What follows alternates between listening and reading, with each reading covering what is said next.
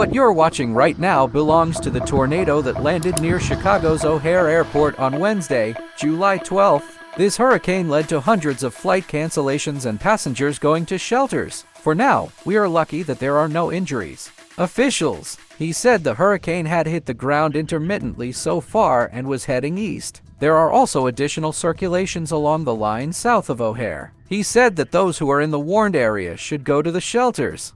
The National Weather Service issued 2 hurricane warnings for parts of the city Wednesday evening. In Chicago, tornado sirens sounded at least twice, warning people to take cover, and rang through the city's buildings.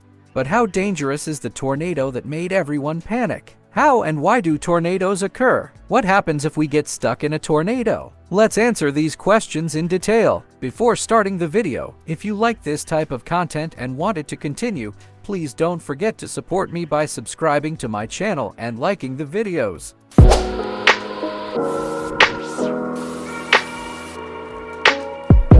Tornado literally means to turn. Tornado is a word of Spanish origin. The answer to the question of how a tornado is formed can be briefly given as follows. It is the vortex that arises as a result of the rising of the heated air. Tornadoes sound like a rushing waterfall or a train passing by. Tornadoes are one of the most dangerous meteorological events, causing many casualties and property damage. Although it can be seen in various parts of the world, it is most common and strongest in the United States. For the formation of tornado, hot air at the bottom and cold air mass at the top are required. This situation creates instability in the air, which is necessary for the formation of unstable weather and storm tornadoes. Vortexes occur in the air, which begins to rise at an extremely rapid rate.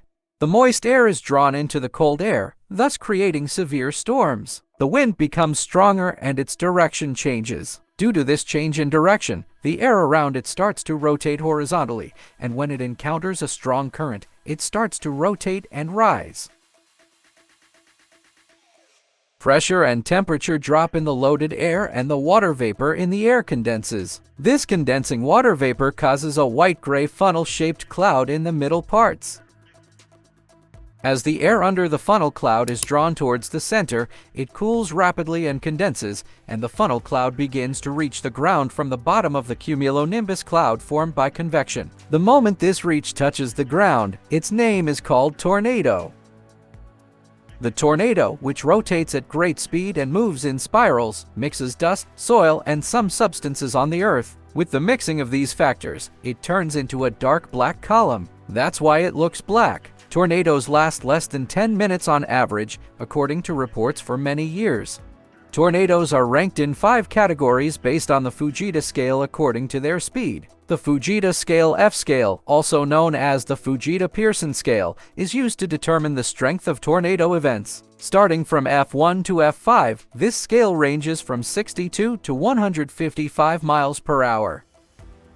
Imagine you are driving on a peaceful road when suddenly dark, menacing clouds gather in the sky. You notice a funnel-shaped cloud descending towards the ground and confirm your worst fear. A hurricane is forming. When panic sets in, it is very important to stay calm and focus on the task at hand, and the first step is to assess the severity of the situation. Assess the hurricane's distance, size, and direction of movement. If you can't accurately identify these factors, assume the worst-case scenario. Hurricanes are extremely unpredictable and it's better to be careful. The next priority is to find a suitable shelter to protect yourself from the hurricane's strong winds and debris. If you're on a highway, don't try to escape the tornado with your vehicle. Instead, leave the car immediately and look for a solid, low structure nearby. Look for buildings with reinforced foundations, such as basements, storm cellars, or ground floor interior rooms. Most people swept up by tornadoes don't stay inside the vortex very long. The wind will probably drop you back onto the ground. Most injuries are caused by debris. However, tornadoes can and do sweep people up and carry them across distances, although most don't have time while inside to take notes on the scenery within the eye of the storm. Most people swept away by hurricanes were not drawn into a waterless vortex that swallowed them whole, but were moved or simply lifted before they hit the ground. It is also said that the smell of a hurricane is quite pleasant. They say that survivors of hurricanes often experience the sweet scent of freshly mown grass, waterfalls, or raw earth after a storm.